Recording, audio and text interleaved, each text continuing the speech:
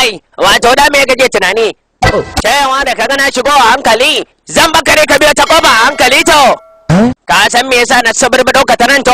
sagara kake samara a cikin gidan nan kuma idan aka kyale ka nan gaba barasa za ka koma sha kana ji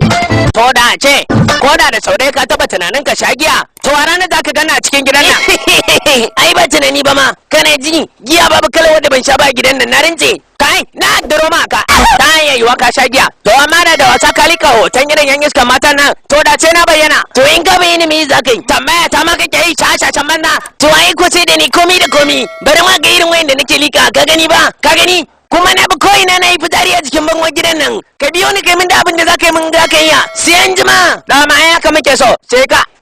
na tafi ba zan dawo ba